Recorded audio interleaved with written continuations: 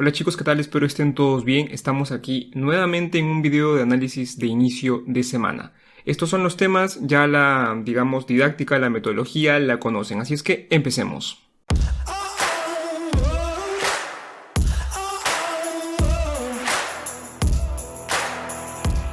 Bien, vamos a comenzar por el primer tema, que es la encrucijada en que está metida la Reserva Federal actualmente. Ya vamos a comenzar por la subida de la inflación PCE, que es la inflación con que, digamos, utiliza la Reserva Federal para tomar sus decisiones de política monetaria. Ha subido 1/10 de diciembre a enero, ya. Acá tenemos un poco disgregado todo esto. Tienen, por ejemplo, los bienes duraderos, los bienes no duraderos. Y están divididos también acá por ejemplo, la PCE Core, ya, la alimentos y energías y servicios.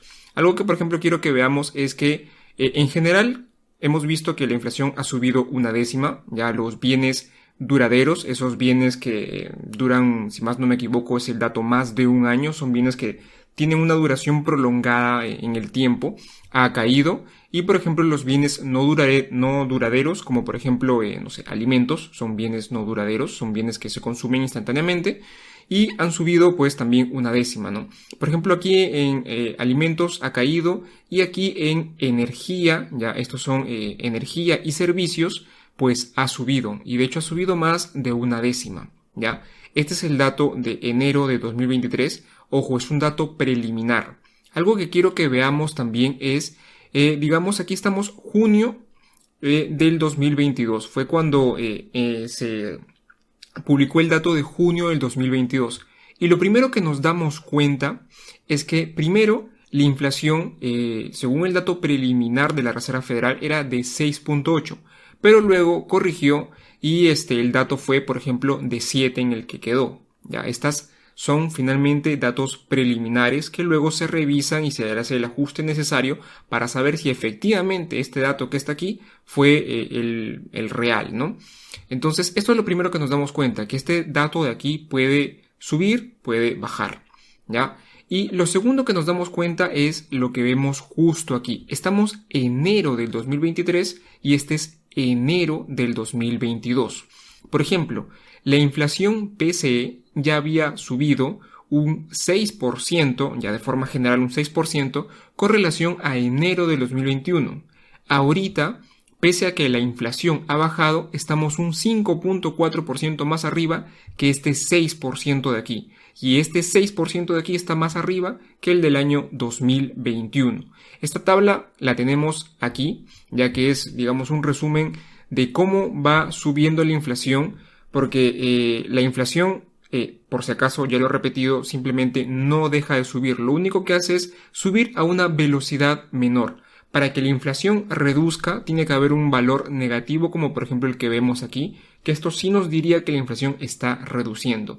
Mientras el dato sea positivo, lo único que nos dice es que la inflación está subiendo, pero a una velocidad menor si es que es un número pequeño, ¿no?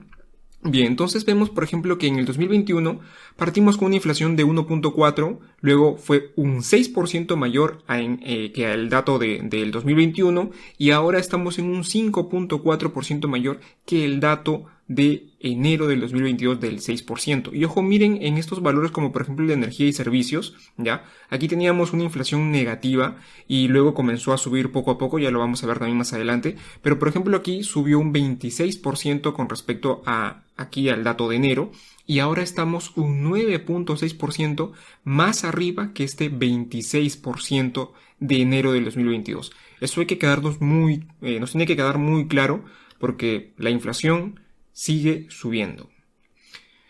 Y luego aquí quiero que vean también, primero tenemos aquí 2023, enero, el último dato, y luego tenemos qué sucedía, por ejemplo, por el año 2019, específicamente solamente alimentos y energía.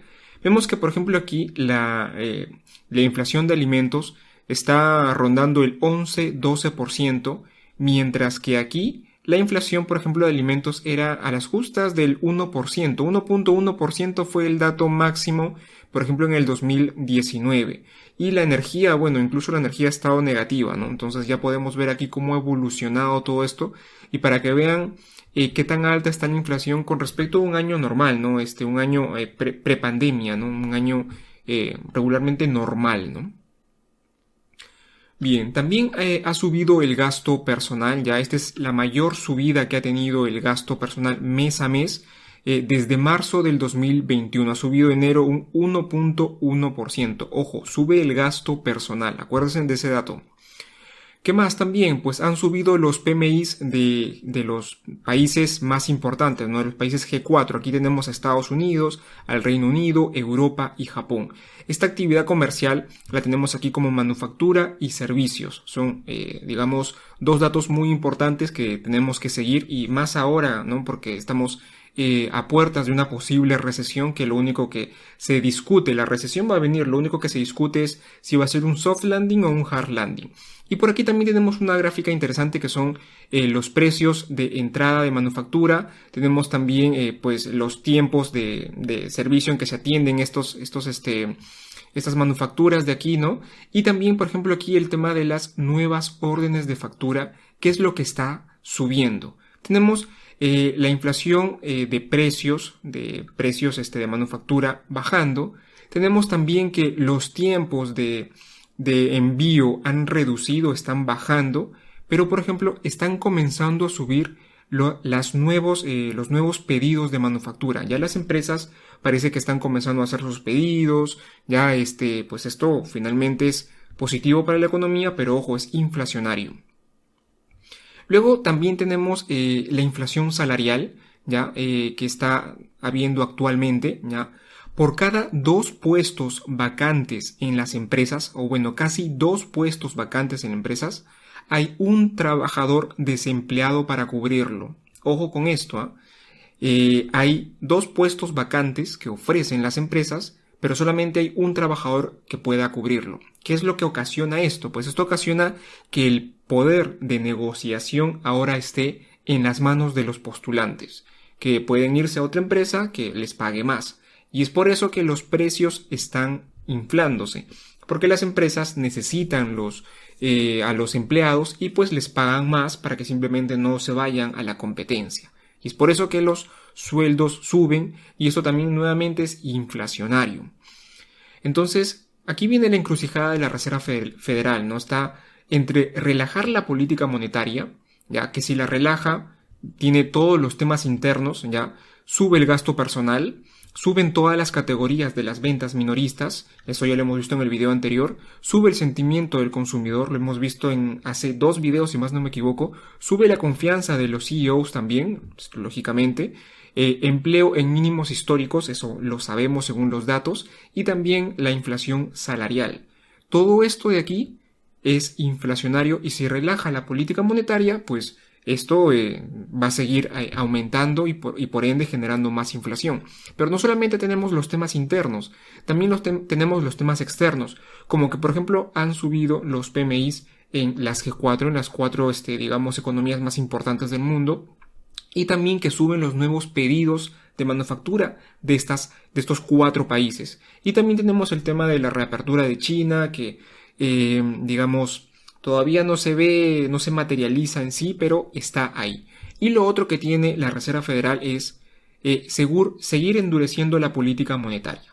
¿Qué ocasiona esto? Pues recesión. Enviar a recesión a toda la nación de Estados Unidos y posiblemente no solo a Estados Unidos, ojo. Sabemos que Estados Unidos es la economía más importante del mundo y bla, bla, bla. Y ahora, ¿cuál es el temor de la Reserva Federal? Es justamente lo que ha ocurrido anteriormente por los años 70 y 80, ya desde más o menos 1968 hasta los 80 y pico años. ¿Qué es lo que tenemos aquí? La línea de color azul es la inflación, esta es aquí justo en este valor de aquí, y la línea de color rojo pues son los tipos de interés que está en esta axis de aquí.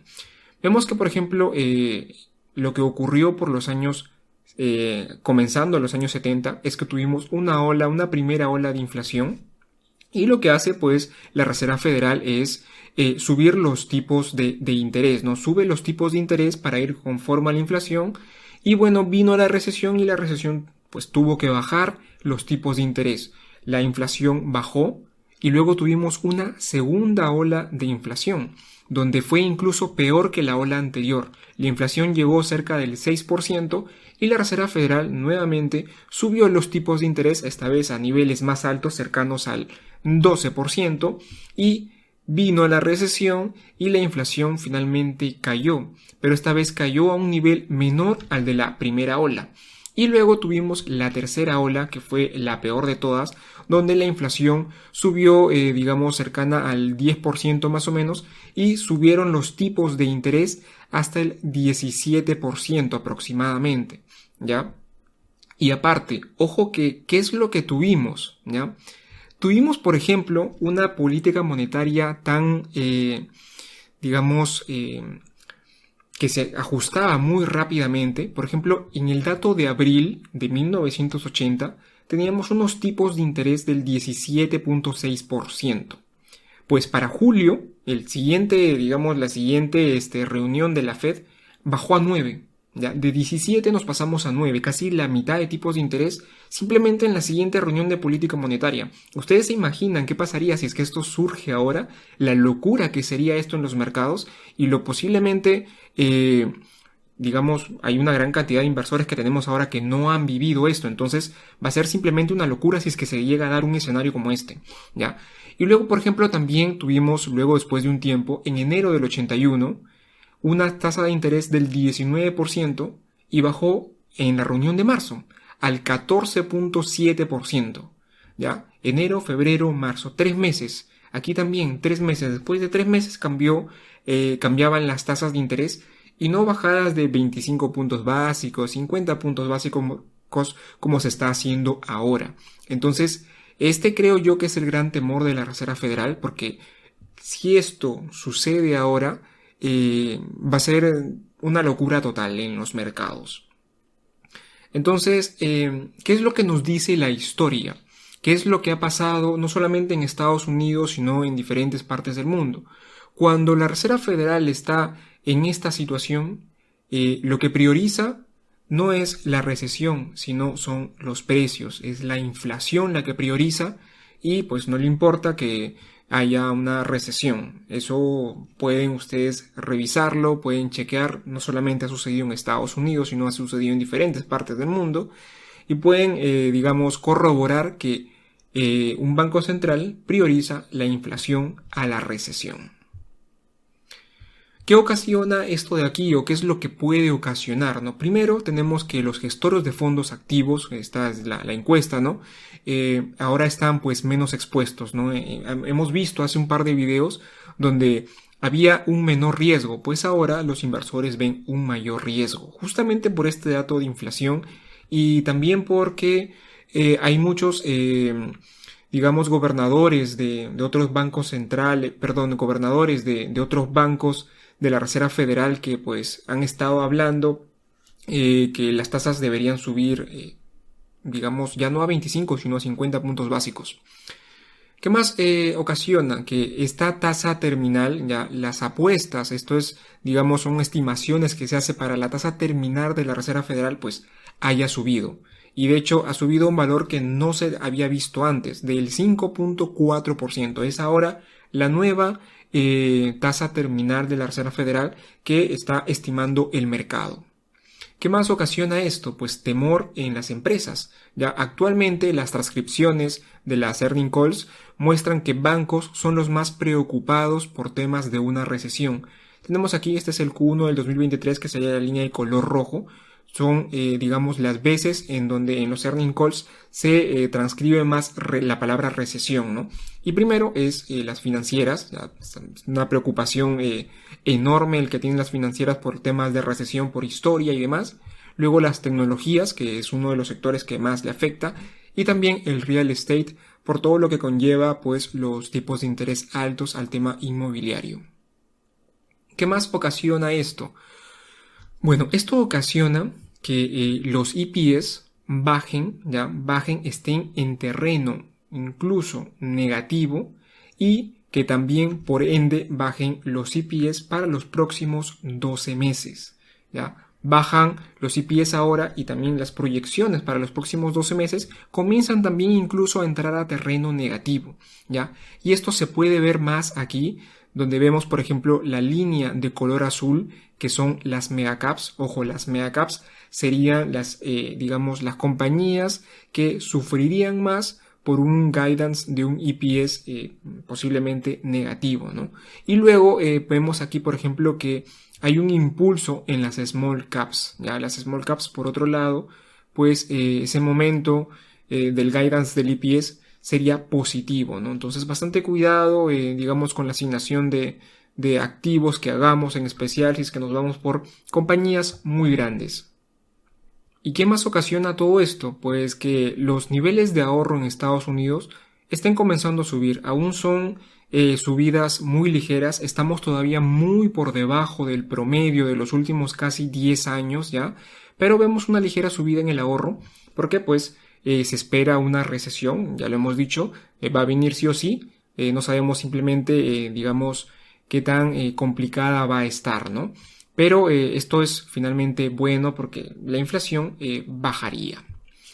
Bien, ¿qué más? Comenzamos con el siguiente tema, ¿ya? ¿A dónde va el dinero? Esto es lo último que ha pasado la semana anterior, que hemos tenido pues caídas. Wall Street ha estado en rojo la semana anterior. El sector que más ha bajado es el consumo cíclico, el consumo, digamos, de servicios, servicios de comunicación, el real estate y la tecnología. Y aquí pues tenemos aquí a las nanocaps y también después a las megacaps. ¿Qué más? Se ha invertido un total de 19.000 millones de dólares en fondos que compran deuda corporativa de grado de inversión en todo el mundo desde principios del 2023. Es la mayor cantidad de, digamos, de ingresos a estos fondos de deuda corporativa de grado de inversión en lo que va del año hasta el momento, ¿no? Entonces es bastante interesante cómo los inversores siguen entrando al tema de bonos. ¿Qué más tenemos aquí? Primero, 8 semanas de entrada de dinero en bonos. Ya son 8 semanas continuas que ha estado entrando el dinero a bonos desde el noviembre del año 2021. Y luego también tenemos 9 semanas de entrada de dinero a bonos de grado de inversión. Estos son bonos no corporativos y los de aquí son pues bonos corporativos de grado de inversión.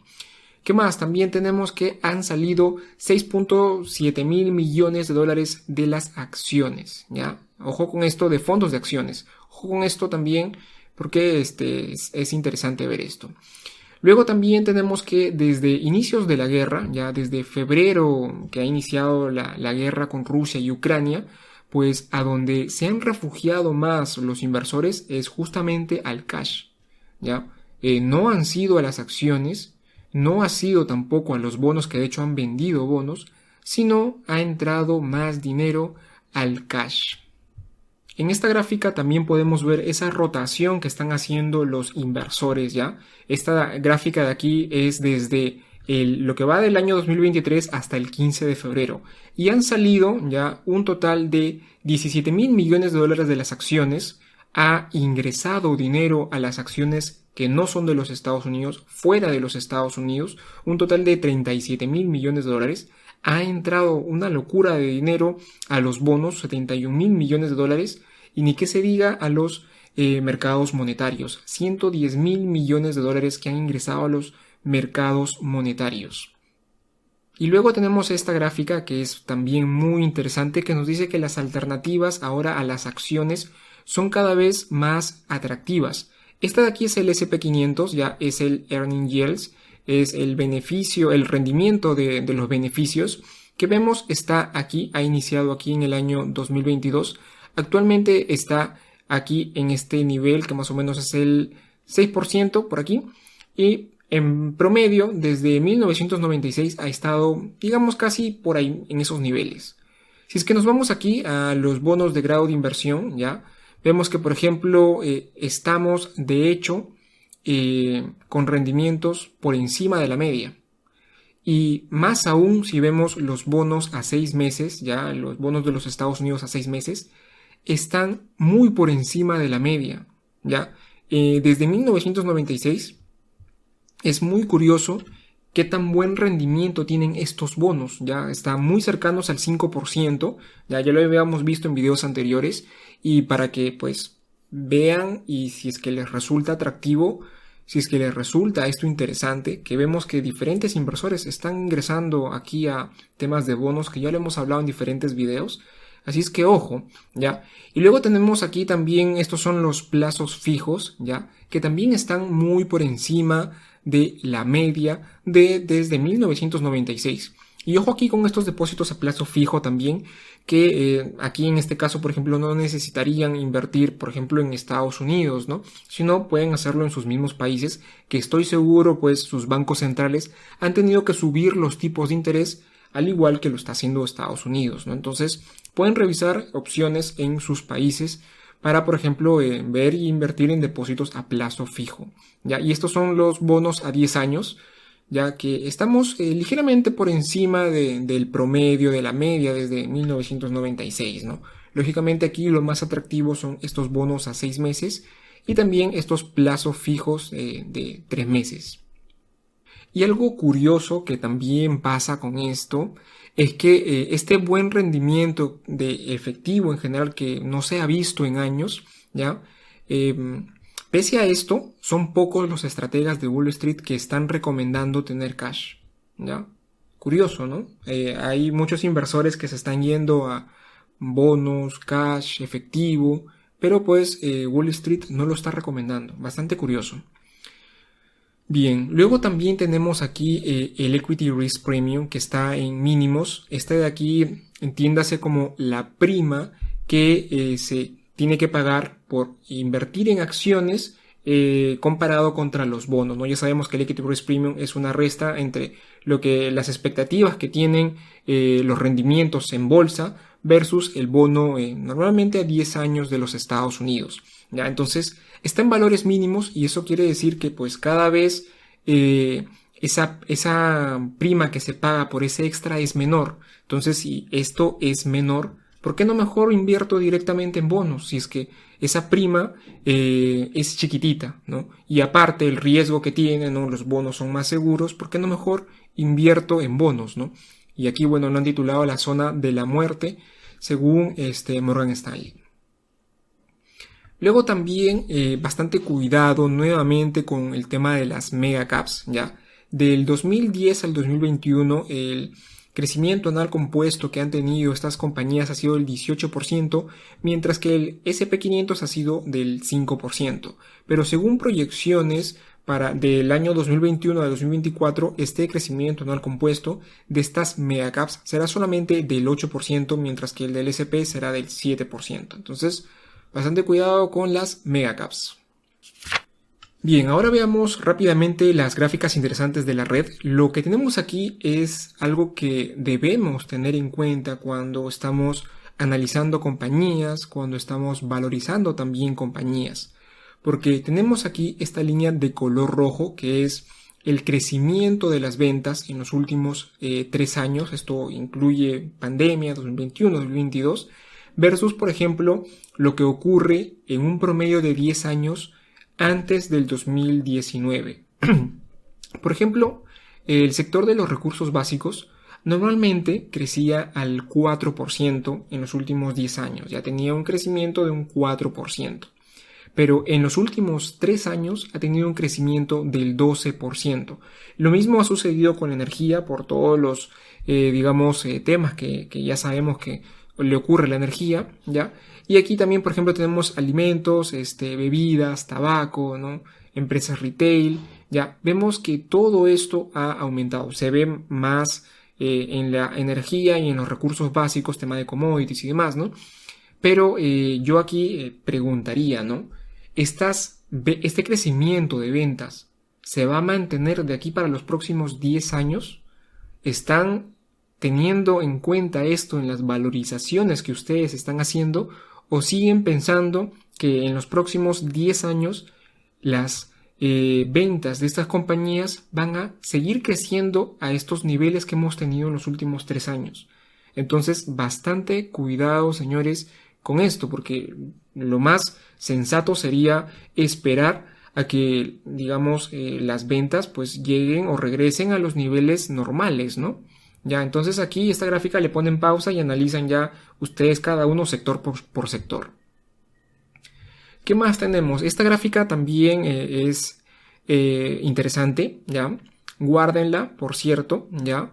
Para que cuando quieran ver en algún otro momento si es que las megacaps, las tecnológicas megacaps están sobrevaluadas, sobrevalorizadas, pues un indicador bastante aceptable es el de EV ventas, ¿no? Por aquí pueden verlo y de hecho, por ejemplo, al día de hoy vemos que, por ejemplo, las tecnológicas están por encima de esa media de 4 veces, ¿ya? Y de hecho, el resto de acciones que no son las megacaps están por debajo de esta media, ¿ya? Nuevamente, cuidado, ojo con las megacaps. Y finalmente, para terminar, tenemos esta gráfica. En esta parte de aquí izquierda tenemos el rendimiento del SP500 a 12 meses. Es un promedio ya desde 1991 versus lo que ocurre ya cuando se resta los earning yields, el rendimiento de los beneficios con los bonos a 10 años. Es muy similar a lo que hemos explicado anteriormente del Equity Risk Premium, sino que aquí en vez de tener ese rendimiento esperado de las acciones, pues tenemos los rendimientos de los beneficios que tengan el SP500, ¿no?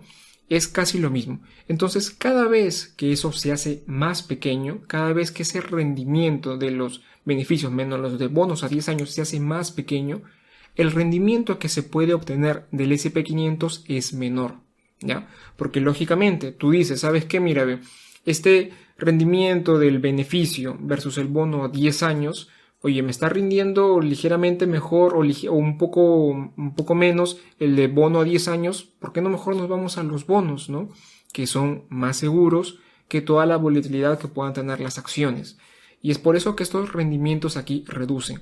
Pero ya cuando ese gap aumenta, ya el rendimiento de las acciones comienza a aumentar, ¿no? Porque ya se ve ese gap más amplio y ahí sí los inversores dicen, ¿sabes qué? No, mejor me voy a las acciones. Entonces, interesante también esta gráfica. Ya, bien. Y para terminar con toda esta sección, tenemos nuevamente el indicador del Bull and Bear del BOFA, que por cierto esta vez ha bajado de 4.4 a 4.2, una ligera bajada. Y si es que las cosas siguen empeorando, posiblemente vayamos viendo que esto pues sigue bajando.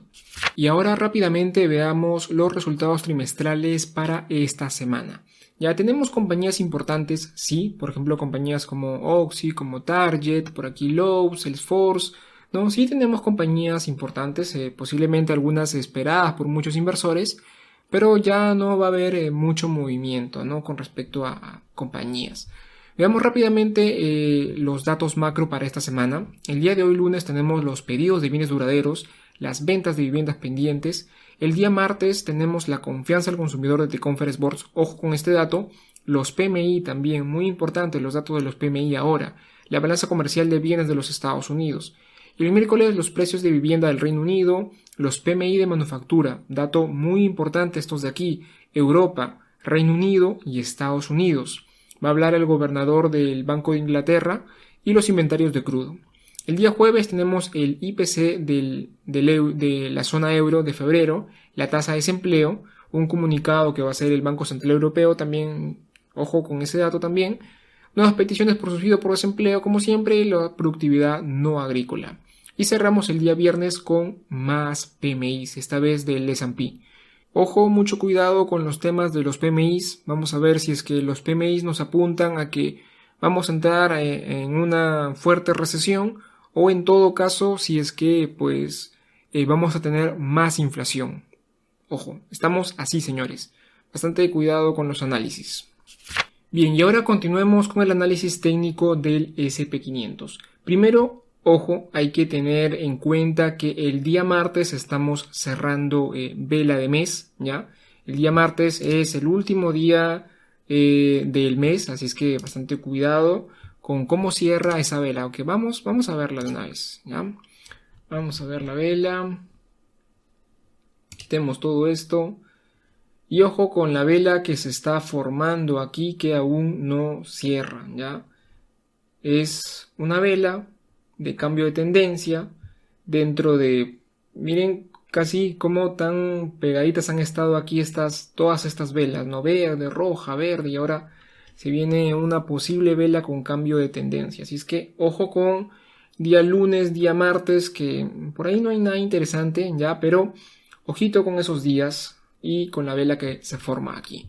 Bien, vámonos a gráficas de 4 horas.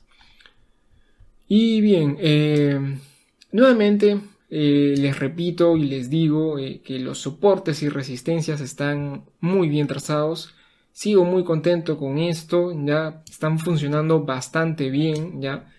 Miren aquí, ojo, como ahí casi al par de pips y ha funcionado excelentemente bien estos soportes y resistencias. Bien, a lo de nosotros. ¿Qué es lo que puede pasar, no? Tenemos dos situaciones, ¿ya? Con respecto a lo que estamos viendo ahora y ese sentimiento negativo que están volviendo a tener los inversores, ¿ya? Tanto inversores particulares como gestores de fondo, ¿no? Que están volviendo a ser negativos. Ya se esperan pues ahora una mayor tasa terminal de tipos de interés para Estados Unidos. Ya ahora pues ya no están, digamos, tan arriesgados como se veía hace un par de semanas nada más. ¿Ya? Entonces, si es que este sentimiento negativo persiste, ¿ya? Con los datos que veamos esta semana y con los resultados trimestrales que arrojen las compañías, pues esto va a seguir cayendo. ¿A dónde nos vamos? Simplemente al siguiente soporte de aquí, de los 3.800 puntos a los 3.850, 60 por ahí. Esta sería nuestra siguiente zona importante. Y si en todo caso pues tenemos buenos datos de PMI y todo lo demás, pues nos iremos a la siguiente resistencia y entraremos nuevamente en esta zona, ¿no? Yo de verdad aún no tengo nada claro con respecto a si es que estamos en un bull market o estamos en un bear market. Ya todavía no hay nada claro, todavía no hay nada definido, creo yo. Y por eso simplemente sigo corriendo prácticamente todas estas, digamos, proyecciones que se hacen, ¿no? Es lo que yo, digamos, humildemente creo que puede pasar, ¿no? Y como se pueden ver, eh, los aciertos han sido, creo yo, bastante buenos. Ya, esto es simplemente un análisis técnico, repito. Uno invierte, tiene pensado invertir a largo plazo y digamos, esto le servirá para un grupo de inversores y para los que no les sirve esta información, pues yo diría que algo se puede aprender con el tema de lo que ocurre a nivel macro y los movimientos de bolsa, ¿no? Y lógicamente a largo plazo eso ayuda a posicionarte de cierta forma, ¿no? Aquí simplemente estamos viendo lo que ocurre a muy corto plazo, ¿no? Prácticamente una semana, muy corto plazo, ¿ya? Entonces, simplemente lo dejamos ahí, eso va a depender de los datos, yo no soy adivino para saber qué es lo que puede pasar, pero si el sentimiento continúa, hay una gran probabilidad de que ese pequeñito siga cayendo, hay una gran probabilidad. Y algo que yo también creo es que a la Fed, a la Reserva Federal, pues no le conviene que los precios se comiencen a reapuntar nuevamente con, digamos, esas esperanzas de que aumente el consumo, de que las empresas, digamos, están haciendo nuevos pedidos, de que la producción aumenta y todo eso, señores, es inflacionario. Y lo que no quiere la Reserva Federal, pues es, digamos, meterse en ese espiral que hemos visto y en esos ciclos, en esos 3 ciclos que fueron muy dañinos para la economía de los Estados Unidos. Entonces, ¿qué es lo que creo yo que va a pasar? Es que si es que se siguen observando, se siguen viendo datos malos, o sea, datos inflacionarios, datos que generen inflación, lo que va a hacer la Reserva Federal es no subir 25 puntos básicos, sino 50 puntos básicos. Así es que, aunque no lo crean, vamos a estar en un escenario muy similar al que hemos tenido por los años 70, 80 que hemos visto, ¿no? Pero con menos saltos, ¿no? Aquí estamos saltando simplemente de 25, 50, bajamos, subimos. Lógicamente que lo que sucedió en los años 80 fue una situación muy diferente a la de ahora y esos saltos eran mucho mayores, ¿no? De 14, 10 y 15, pasábamos a 9, de 16 a 9, ¿no? Entonces, una locura, ¿no? Ahora los saltos son, digamos, pequeñitos, ¿no? Bajamos 25, de repente podemos subir 50, porque creo yo todavía está controlable la situación, ¿ya? Entonces ya veremos qué es lo que sucede, ya veremos qué es lo que pasa con los demás datos y finalmente eso nos va a ayudar a conocer si es que la Reserva Federal pues se va por 50 puntos básicos, como lo han estado mencionando pues algunos miembros de la Reserva Federal, o solamente vuelven a subir 25 puntos básicos, que creo yo que eso generaría expectativas y para la inflación no sería bueno. Bien, eso sería todo por el día de hoy. Espero que les haya gustado. Por favor, si ha sido así, no olviden darle like al video, suscribirse al canal y activar la campanita. Un saludo y que tengan excelentes inversiones.